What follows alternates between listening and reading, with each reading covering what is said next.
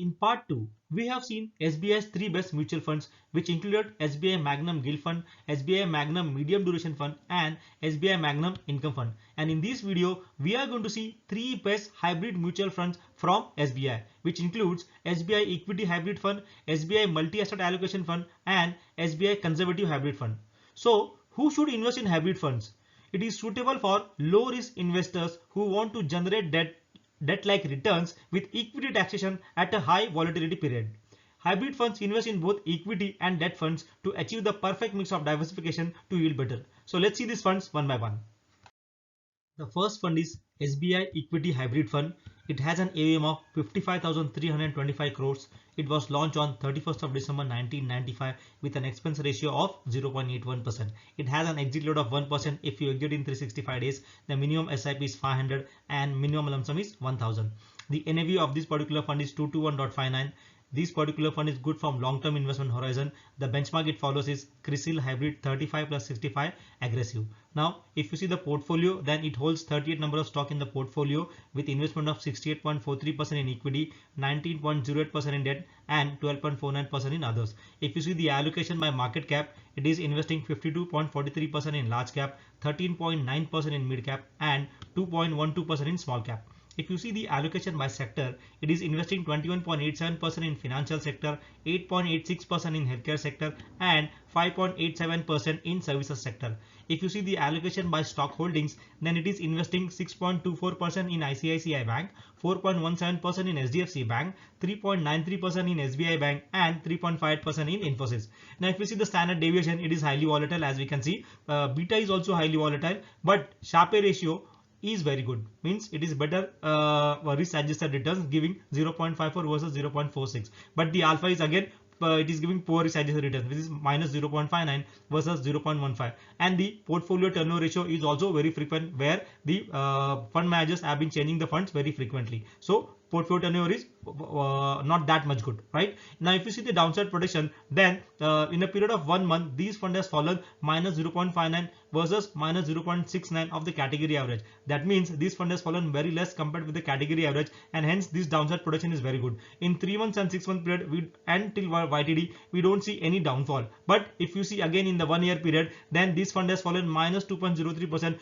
versus minus 2.41 with compared to the category average. So if you see the downside protection of this particular fund is very good because it is falling less compared with the category average. So this particular fund has given a return of minus 2.03% in 1 year, 14.05% in 3 years, 11.77% in 5 years, and 14.88% since inception. Now, if you would have made an SIP of 10,000 per month in for the last 5 years in this fund, then your total investment would have been 6 lakhs, profit would have been 2.43 lakhs, and your current value would have been 8.43 lakhs. So this fund has given an annualized return of 13.59. Now, if you compare it with the category average, then the category average value would have been 8.47 lakhs, profit would have been 2.47 lakhs, and the annualized return would have been 13.75%. If you see it with the bank FD, then the total value would have been 7.16 and the annualized return would have been 7.18. And correspondingly, if you compare with gold, then the annual return would have been 8.58%.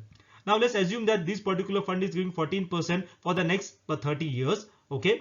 Now, as you can see, this is a very old fund, launched on 1995. So yes, we can assume that it can give 14% for the next 30 years, and for that next particular 30 years, where we are investing our monthly SIP of 10,000, our invested amount is going to be 36 lakhs. Estimated returns is going to be 5 crore 19 lakh 70,556, and the total including the invested amount plus estimated return is going to be 5 crore 55 lakh 70,556. Now, this is particular the value if you keep on using an SIP. Let's say you are a retired person and you want to invest in this particular fund into an SWP. Since it is an equity hybrid fund, equity hybrid funds are basically targeted for people who are retired and who want to generate an income with less of equity, with not taking that much of risk, but they want to take the advantage of equity as well with debt. So in that case, if you have, let's say 50 lakh investment amount and you are investing in this particular SWP for 15 years, then your withdrawal for 15 years is going to be 45 lakh, but your final value would still grow to 2 crore 17 lakh 12,960. So in case of SIP, you would make a profit of 5.55 crores, whereas in SWP, even with the withdrawal, you will be making 2.17 crores. So this was regarding SBI equity fund. The second fund is SBI Multi-Asset Allocation Fund. It has an AUM of 589 crore. It was launched on 1st of January 2013. It has an expense ratio of 0.87%. You have to pay an exit load if you exit in 365 days, which is 1%. Minimum SIP is 500 and minimum lump sum is 5,000. The current NAV is 41.32. Now, if you see the allocation, then this particular stock holds 62 number of stock in its portfolio. It is investing 54.19% in equity, 23.78 in debt, and 22.03% in others. If you see the allocation by market cap, then it is investing 17.61% in large cap, 10.61% in mid cap, and 12.19% in small cap. If you see the allocation by sector, it is investing 9.45% in financial sector, 8.16% in capital goods, and 6.76% in energy sector. If you see the allocation by stock holdings, it is investing 3.61% in GAIL, 3.4% in Harsha Engineering, 2.93% in ICICI Bank, and 2.68% in Aster DM. It is good for long-term horizon basically, and it follows a benchmark of CRISIL 10-year Gilt 45, Nifty 50 TRI 40, and domestic price of gold 15. It has a standard deviation of 9.45 versus 10.8, which is low volatile, which is good from the funds perspective. Beta is also 0.8, which is low volatile. Sharpe ratio is basically not good, which is 0.54 versus 0.55. So it has poor risk-adjusted returns. Alpha again same poor risk-adjusted returns. It has a portfolio turnover of 27 when compared with 31 of the category average, which is less frequent, and this is a very good sign because the fund managers are not changing the funds very frequently in this particular portfolio, right? If you see the downside protection, then in 1 month period it has fallen minus 0.03% compared with category average of minus 0.37%, and for the rest for 3 months, 6 months, YTD and 1 year it is giving very good downside protection. Only in case of 1 month it has fallen, but it has fallen less compared with the category average. So the downside protection for this particular fund is very good. So you can be rest assured if you are putting your money in this because of the downside protection. If you see the returns, then it has given a return of 1.43% in 1 year, 11.42% in 3 years, 9.55% in 5 years, and since inception it has given 10.75%.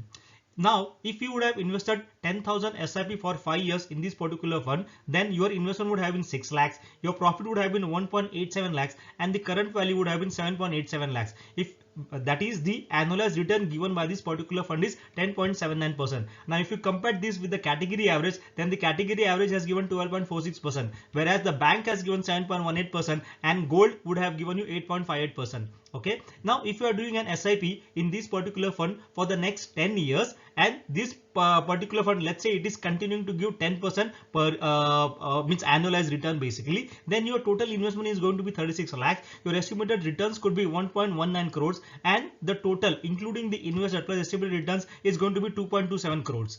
If you are doing an SWP for 15 years in this fund by investing 50 lakhs, then your withdrawal is going to be 45 lakhs, and still your final value would be 1.09 crores. So in case of SIP, you would be making 2.27 crores, and in case of SWP, you would be expecting the final value of 1.09 crores. So this was regarding SBI Multi-Asset Allocation Fund.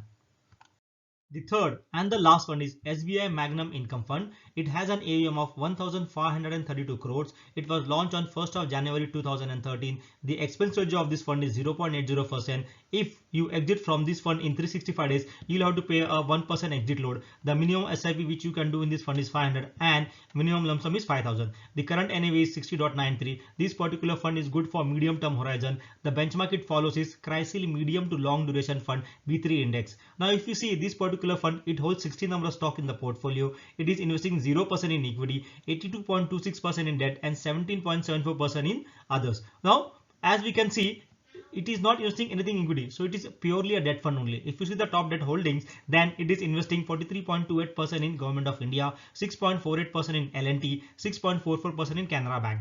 If you see the allocation by credit quality, it is investing 43.28% in SOV, 17.7% in cash and cal, and it is investing 12.92% in A1 plus quality bond. If you see the allocation by instrument, then it is investing 43.28% in government security, 22.33% in debentures, 15 14.38% in repo and 6.48% in commercial papers. If you see the standard deviation, it is low, which is very good. That is 2.95 versus 3.53 of category average. Beta, again it is low, which is 0.01 versus 0.74 of category average. Sharpe ratio is, it is giving very good, better risk adjusted return, that is 0.23 versus minus 0.29 of category average. Alpha, again better risk adjusted returns, that is 0.5 versus minus 0.86 of category average. And if you see the benefits, it has got negligible tax, and as I have mentioned in the earlier video, that is part number 2 of SBI funds, it is giving 20% indexation. For indexation, please go and watch that video, that is part 2, where you will understand what indexation benefit is and how you get 20% indexation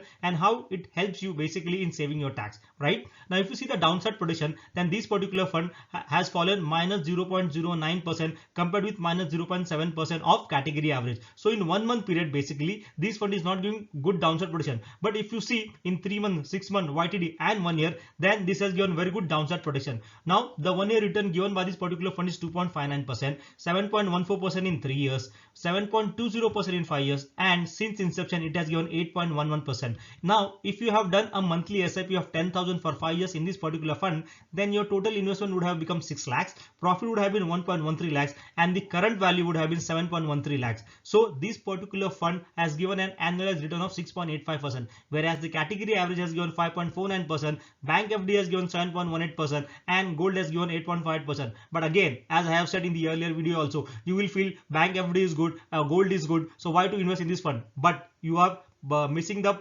greatest benefit of 20% indexation, which helps you save 20% tax. So go and watch that video. Okay, now assume that you are getting 8% for the next 30 years in this particular fund, then your total investment in via SIP of 10,000 is going to be 36 lakhs. Estimated returns which you could get is 1.14 crores, and the total including your invested amount plus estimated amount is going to be 1 crore 50 lakh 2,952.